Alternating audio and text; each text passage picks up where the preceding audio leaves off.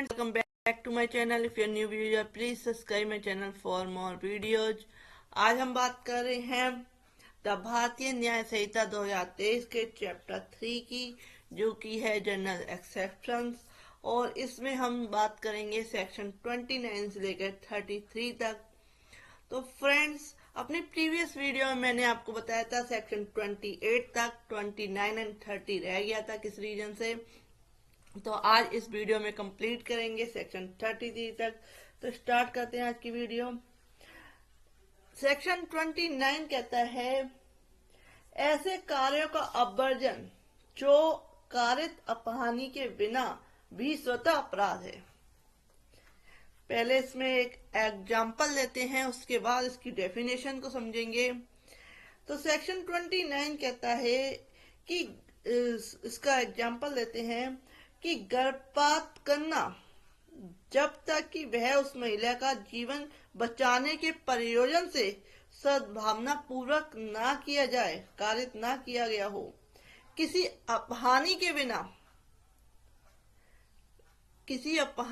हानि के बिना भी जो उसने उस महिला को कारित हो या कारित करने का आशय हो, स्वतः अपराध है। इसलिए वह ऐसी अपहानि के कारण अपराध नहीं है, और ऐसे गर्भपात कराने की उस महिला की या उसके संरक्षक की सम्मति उस कार्य को न्यायानुमत यानी कि लीगल नहीं बनाती। Causing miscarriage unless caused in good faith for the purpose of saving of the life of the woman। महिला की जिंदगी बचाने के लिए अगर किसी तरह का गर्भपात कराया जाता है, उसको छोड़ के अगर गर्भपात जो है is an offense independently of any harm which it may cause or be intended to a cause or to the woman, therefore it is not an offense by reason of such harm, and the consent of the woman or of her guardian to the causing of such miscarriage does not justify the act। यानी कि जब तक अपराध नहीं है, जब तक कि वह उसकी जिंदगी बचाने के लिए है या एक ऐसे इस तरीके की इसको हानि हो सकती है, दिक्कत आ सकती है, उसके लिए तो वह अपराध नहीं है, अदरवाइज स्वतः अपराध है। इसका डेफिनेशन को समझते हैं सेक्शन 29 की, कि सेक्शन 25, सेक्शन 26 एंड सेक्शन 27 के अपवादों का विस्तार उन कार्यों पे नहीं है जो उस अपहानि के बिना, उस हानि के बिना स्वतः अपराध है। जो उस व्यक्ति को जो सम्मति देता है और जिसकी ओर से सम्मति दी जाती है, उन कार्यों से कारित हो या कारित किए जाने का आशय हो या कारित करने की संभावना ज्ञात हो। यानी कि जो अपवाद हैं सेक्शन 25, 26 एंड 27 के, उनका विस्तार उन कार्यों पे नहीं है जो उस हानि, जो लॉस है के बिना भी स्वतः अपराध है। तो उस केस में जो ये सेक्शन है वो अप्लाई नहीं होगा। Exclusion of act which are offence independently of harm caused.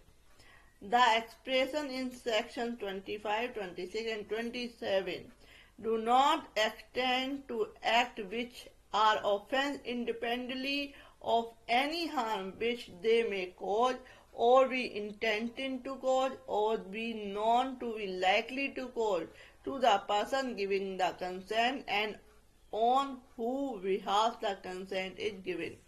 यानी किसी गर्भपात करना या कराना दोनों ही अपराध हैं, लेकिन तब अपराध नहीं है जब उस महिला की जान जो है जा सकती है। उस केस में अगर किया जाता है तो वह अपराध नहीं कहलाता, या बहुत ज्यादा किसी तरीके से दिक्कत हो सकती है तो वह अपराध नहीं कहलाता, अदरवाइज अपराध है। तो इस सेक्शन में ये क्लियरफाई किया हुआ है, इस तरीके के अगर एक्ट है तो वह अपराध होंगे।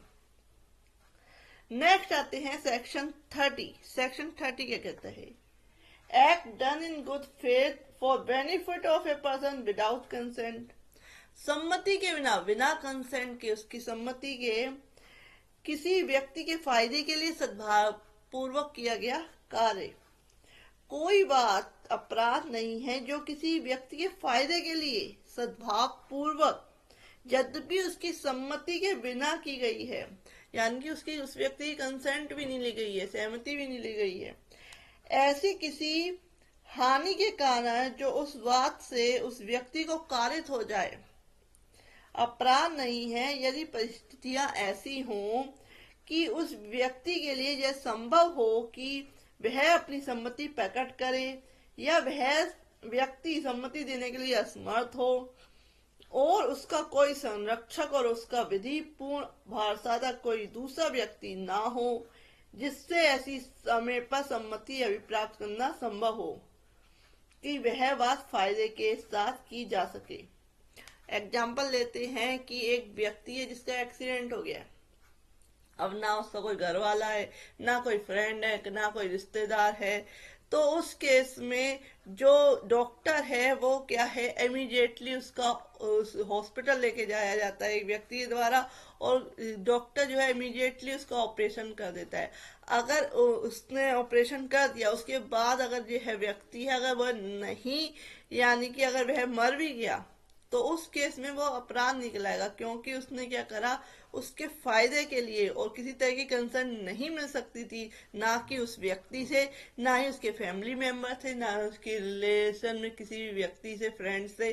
तो उस केस में क्या है, उसे हॉस्पिटल इस हालत में ले जाया गया और इमीडिएटली ऑपरेशन करना जरूरी था। अगर वह व्यक्ति नहीं भी बच पाता तो उस केस में वो अपराध नहीं कहलाएगा।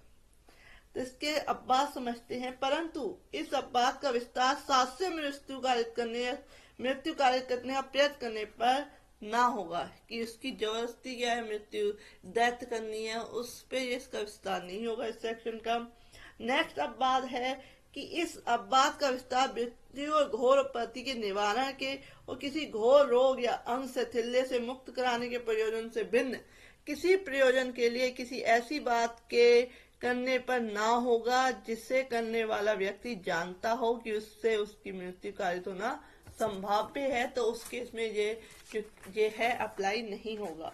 कि हाँ कुछ समय रख सकते थे, उसकी फैमिली फ्रेंड या किसी की कंसर्न ले सकते थे जो इसका एक्सीडेंट हुआ व्यक्ति का, और उसके बावजूद भी उसने बिना कंसर्न लिए डॉक्टर ने क्या ऑपरेशन कर दिया, तो उस केस में क्या है, इस सेक्शन का लाभ नहीं मिलेगा। लेकिन जहाँ जरूरी है, बहुत ज्यादा जरूरी है, कंसर्न नहीं मिल सकती, सहमति नहीं मिल सकती, उस केस में अगर वह करता है तो वह अपराध नहीं कहलाएगा। नेक्स्ट अपवाद है, नेक्स्ट अपवाद जो कहता है इस अपवाद का विस्तार मृत्यु या आपत्ति के निवारण के प्रयोजन से भिन्न किसी प्रयोजन के लिए स्वेच्छा प्रतिकारित करने या प्रतिकारित करने का प्रयत्न करने पर नहीं होगा। यानी किसी ने जानबूझ के किसी तरह को चोट पहुंचाना, किसी को हर्ट करना, घायल करना, उस पर नहीं होगा। नेक्स्ट आते हैं कि इस अपवाद का विस्तार किसी ऐसे अपराध के दुष्प्रेरण पर ना होगा जिस अपराध के किए जाने का इसका विस्तार नहीं है। तो ऐसे अपराध के दुष्प्रेरण पे भी जो है जिसका बेनिफिट नहीं मिल सकता। तो इस सेक्शन में ये बताया गया सेक्शन 30 में। इसके एग्जाम्पल समझेंगे, इससे पहले इसे इंग्लिश में समझ लेते हैं। Act done in good faith for benefit of a person without consent. Nothing is an offense by reason of any harm which it may cause to a person for whose benefit it is done in good faith, even without that person's consent, if the circumstances are such that it is impossible for the person to signify consent, or if that person is incapable to giving consent and has no guardian or other person in lawful charge of him from who is possible to obtain consent in time for the thing to be done with benefit. कि कोई भी consent देने के लिए उस वक्त नहीं है, ना ही वह व्यक्ति दे सकता है जो कि गंभीर रूप से घायल है। एक एग्जाम्पल आपको समझा रही हूँ। Provided that this exemption shall not extend to the intentional causing of death or the attempting to cause death, उस पर अप्लाई नहीं होगा ये सेक्शन। सेकेंड है the doing to anything which the person doing it know to be likely to cause death for any purpose other than the preventing of death or grievous hurt or curing of any grievous disease and infirmity. इस पे apply नहीं होगा। Next जो कहता है वो कहता है कि the voluntary causing of hurt and to be attempting to causing hurt for any purpose other than the preventing of death or hurt. Next कहता है कि the abetment of any offence to the committing of which offence it would not extend. तो इस तरीके से कुछ जो चार अपवाद हैं इसमें उसको भी हमने समझ लिया। आप समझते हैं एग्जाम्पल। एक तो मैंने आपको पहले एग्जाम्पल देके समझाया, अब नेक्स्ट एग्जाम्पल्स कई लेते हैं। जो या है, या यानी कि जेड जो है अपने घोड़े से गिर गया और मूर्छित हो गया, बेहोश हो गया। एक शल्य चिकित्सक का यह विचार है, ए जो है वो क्या है, सर्जन है, का यह विचार है कि जेड के कपाल पर शल्य क्रिया आवश्यक है, कि उसके दिमाग में बहुत गंभीर चोट लगी है तो उसकी जो है ऑपरेशन करना जरूरी है। ए जो है जेड की मृत्यु करने का आशय ना रखते हुए, जो सर्जन है वो उसकी डेथ नहीं करना चाहता, उसे मृत्यु नहीं देना चाहता, आशय ना रखते हुए किंतु सद्भावना पूर्वक क्या करता है उसका, एक सेकंड आप रुक जाइए, बैटरी लो।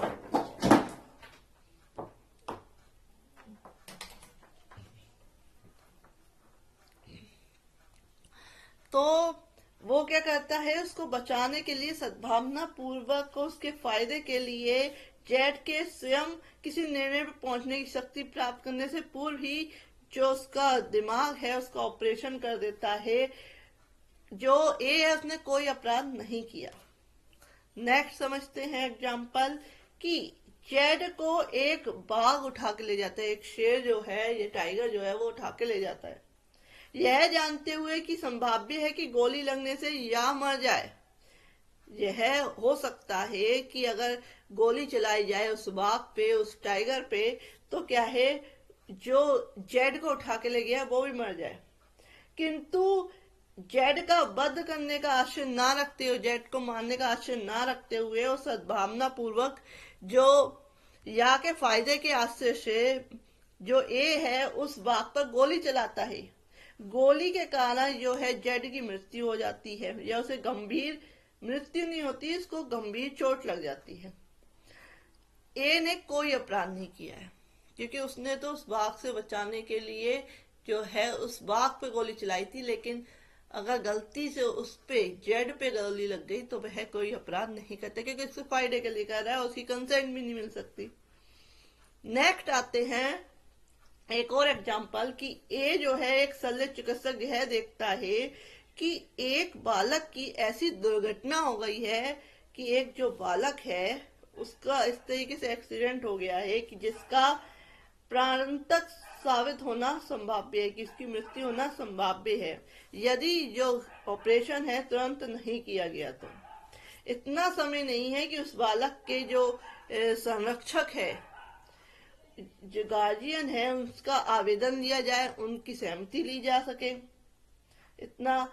और ए सद्भावना पूर्वक क्या करता है, बालक के फायदे का आशय रखते हुए जो बालक के अन्यथा अन्वयन करने के लिए शल्यकर्म करता है, ऑपरेशन कर देता है।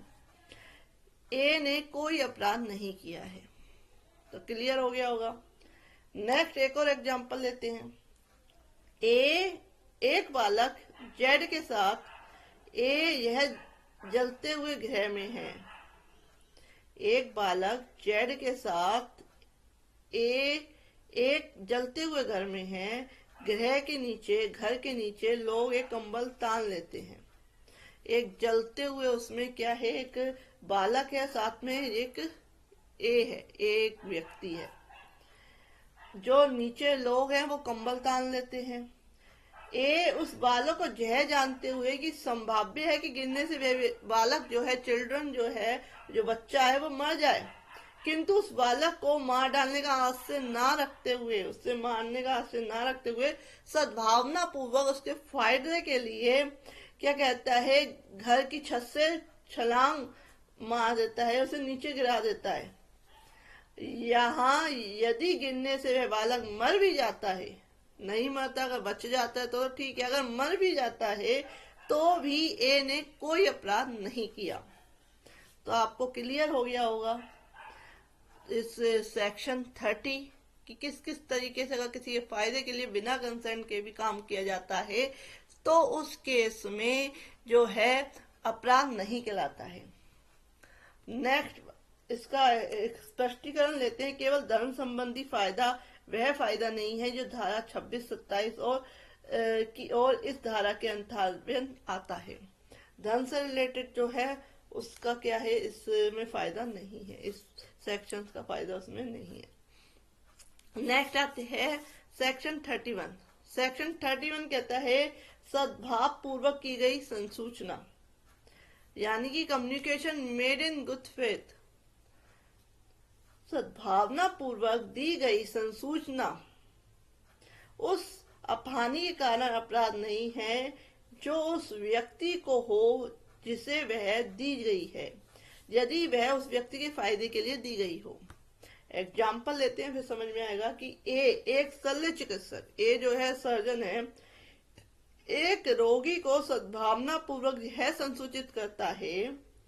ए जो है एक सर्जन है और एक जो रोगी है, एक बीमार व्यक्ति है, उसको सद्भावना पूर्वक, उसका कोई इरादा नहीं है उसको हर्ट करने का, सद्भावना पूर्वक यह उसको बताता है, सूचना देता है कि उसकी राय में वह जीवित नहीं रह सकता, कि उसकी राय में वह ज्यादा दिनों तक जिंदा नहीं रह सकता। जैसे कैंसर वगैरह के केसेज होते हैं उसमें व्यक्ति को कहते हैं कि आप ज्यादा टाइम तक जिंदा नहीं रह सकते। इस आघात के परिणाम स्वरूप ये बात सुनकर वह क्या है, उसको हार्ट अटैक आ जाता है, उसकी मृत्यु हो जाती है। ए ने कोई अपराध नहीं किया, यद्यपि वह जानता था कि उस सूचना से उस रोगी की मृत्यु कारित होना संभाव्य है। तो यह जो है कोई अपराध जो ए ने नहीं किया, उसने एक नॉर्मल क्या है बताया है कि अगर आप ज्यादा टाइम तक जिंदा नहीं रह सकते, तो उसने गुड फेथ में बताया।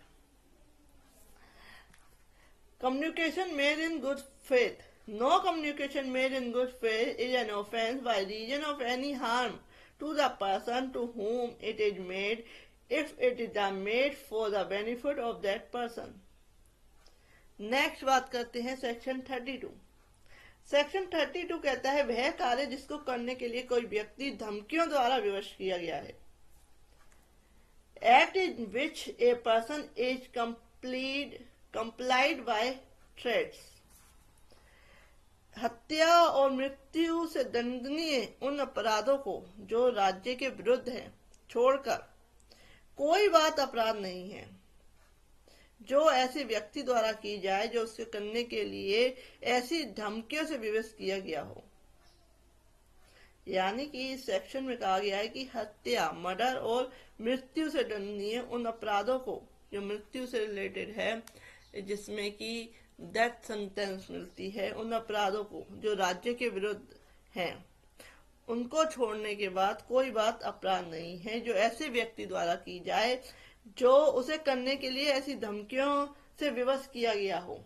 यानी किसी को क्या है, धमकियां देके क्या है कोई काम कराया जा रहा है, जिससे उस बात को करते समय उसको युक्तियुक्त रूप से यह आशंका कारित हो गई है कि अन्यथा परिणाम यह होगा कि उस व्यक्ति की तत्काल मृत्यु हो जाए। परंतु यह जबकि उस कार्य को करने वाले व्यक्ति ने अपनी इच्छा से तत्काल मृत्यु से कम अपनी हानि की युक्ति आशंका से अपने को इस स्थिति में ना डाला हो जिसमें कि वह ऐसी मजबूरी के अधीन पड़ गया है।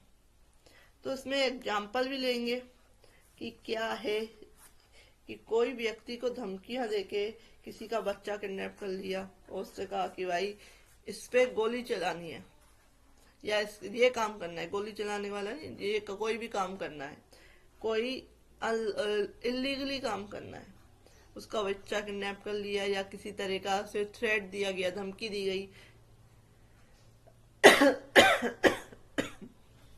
तो उस केस में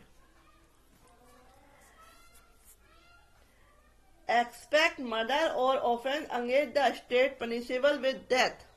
Nothing is an offense which is done by a person who is complied to be with the threat which at the time of doing it reasonably caused the apprehension that instant death to a person will otherwise to be consequence.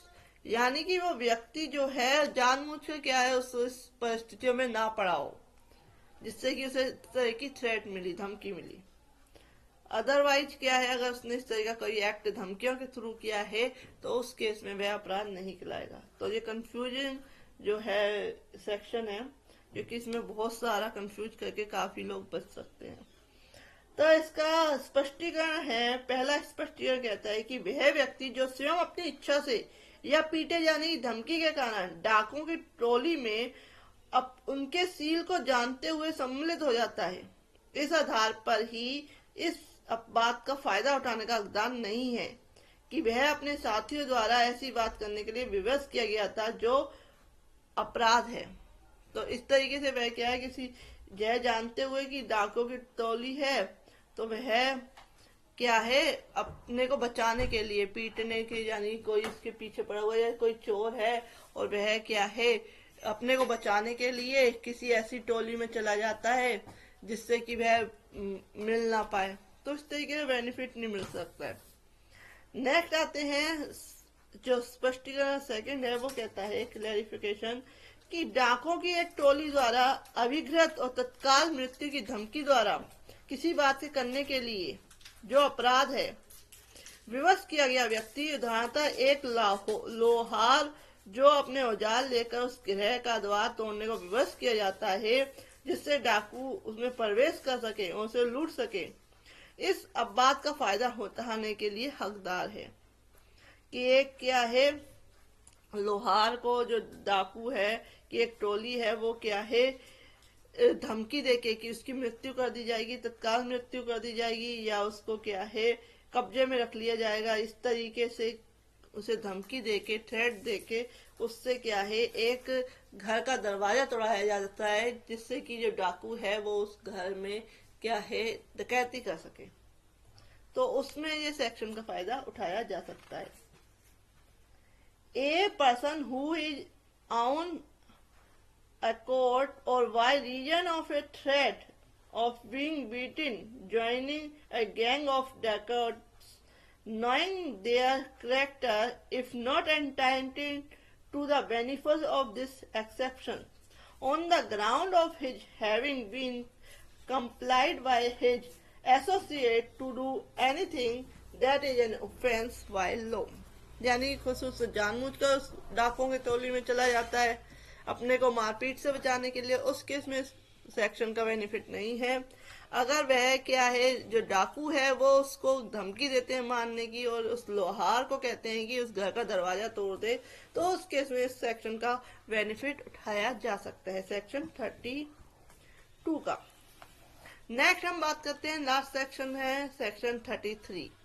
Section 33 कहता है इस video का, इस code का कि तुच्छ अपानी करने वाला कार्य, एक्ट कॉजिंग स्लाइट हार्म, कोई बात इस कारण से अपराध नहीं है कि उससे कोई अपानी कारित होती है या कारित की जानी आश्रित है या कारित होने की संभावना ज्ञात है, यदि वह इतनी तुच्छ है कि मामूली समझ और संभाव वाला कोई व्यक्ति उसकी शिकायत ना करेगा।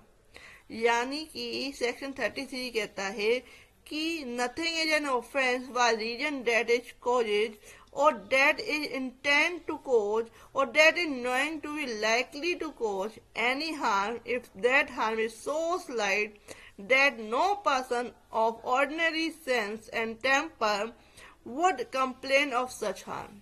यानी कि इतनी तुच्छ इतनी छोटी हानि है कि कोई व्यक्ति उसकी कंप्लेन नहीं करेगा, इस तरीके का कोई एक्ट किया जाता है तो वह अपराध नहीं कहलाता है।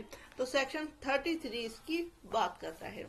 तो फ्रेंड्स क्लियर हो गया आपका सेक्शन 29 से लेकर सेक्शन 33 तक। नेक्स्ट वीडियो में बताऊंगी कि प्राइवेट डिफेंस क्या होता है, प्राइवेट डिफेंस जो है उसका बेनिफिट क्या होता है। बहुत ज्यादा बेनिफिट होता है। कब प्राइवेट डिफेंस में किसी व्यक्ति की क्या है मृत्यु कारित कर दी जाती है, डेथ हो जाती है, तो भी आप क्या है मर्डर के चार्ज से बच जाते हैं। तो नेक्स्ट वीडियो में if you like my video, आप मेरे चैनल की प्लेलिस्ट में जाके अदर वीडियो देख सकते हैं। द भारतीय न्याय संहिता की और भारतीय नागरिक संहिता 2023 दोनों की प्लेलिस्ट आपको, और भारतीय साक्ष्य अधिनियम 2023 इसकी प्लेलिस्ट भी आपको मेरे चैनल पर मिल जाएगी। Thank you for watching this video.